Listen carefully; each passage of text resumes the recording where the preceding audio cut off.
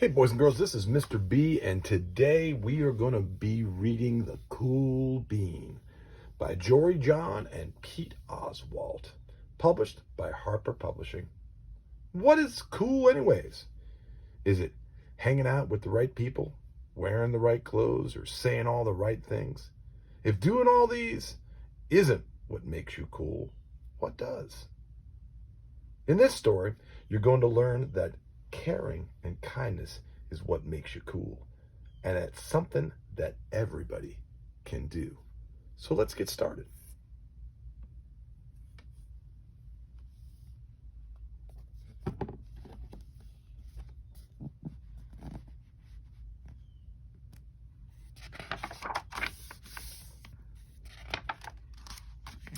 Watch out!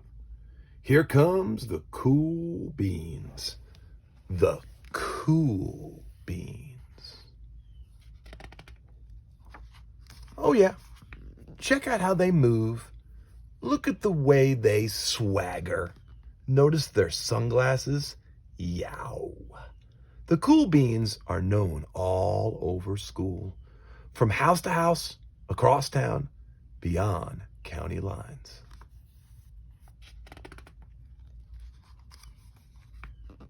In the olden days, last year, we were all one big pot of beans. We were a mixed bag, but somehow it worked. Yep, those were the good old days. And then we stopped seeing each other as much. That's just how it sometimes is. You spend less time together, even though you're not totally sure why. I watched as the beans I knew so well, the beans from my own pod, became the cool beans. Oh, they were so cool. One of them could play the guitar. Cool. One of them could draw the best superheroes. Cool. One of them could jump higher than any bean I'd ever known. Cool. Me? Well, I mostly stayed the same. Sure, I made some small changes. I wore sunglasses. Too big. I slicked my hair back. Too slick. I strutted around. Oof. I swaggered. Oh.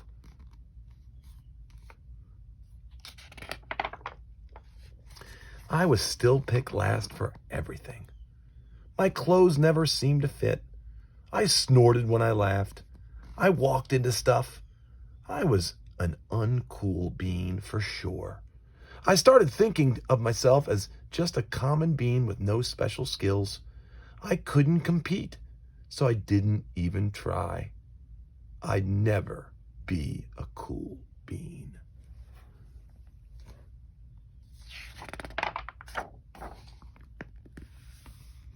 It seems like there were two types of beans in this world. There were the cool beans and the beans like me.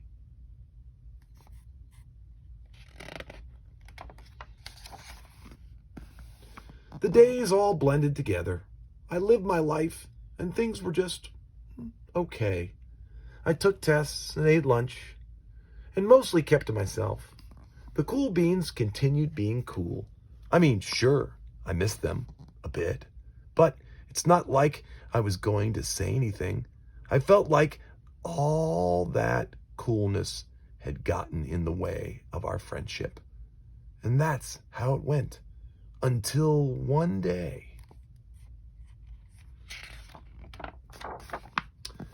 I was in the cafeteria. I dropped my lunch on my loafers. Oh no, not again. But then something sort of miraculous happened. Out of nowhere, one of the cool beans helped me clean it up.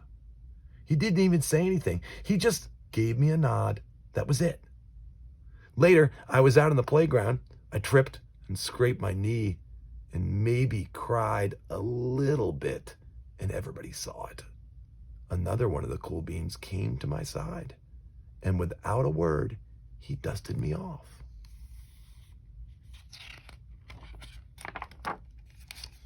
That afternoon, I was sitting in class. I wasn't really paying attention. I didn't notice, but our teacher had called on me. Everyone stared. I sat there in silence. Nobody said anything. And then everybody just laughed at me. That was it. After today, I was officially a has-been.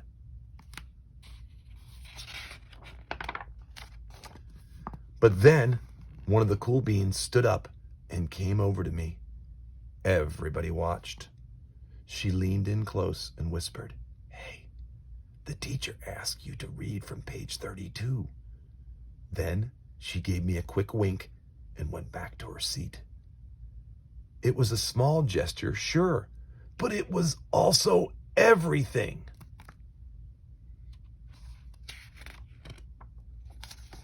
I walked home with a goofy smile on my face. I smiled all the way through dinner. That day made all the difference. It was a day that could have been really bad if not for the kindness of a few cool beans. It gave me a shred of confidence. That shred of confidence has continued to grow.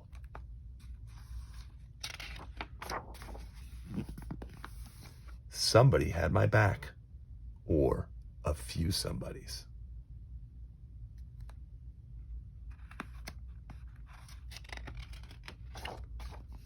After that, I started hanging out with the cool beans again. How have you been? Get it? How you been? Not all the time, but sometimes. At lunch, after school, even on the weekends.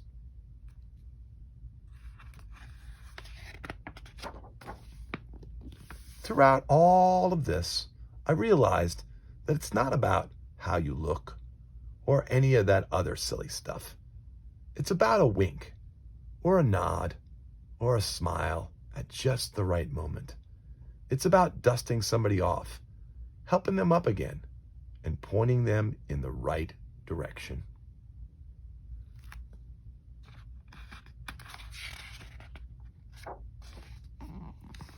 Now, that's cool. You need a hand? Yes, please.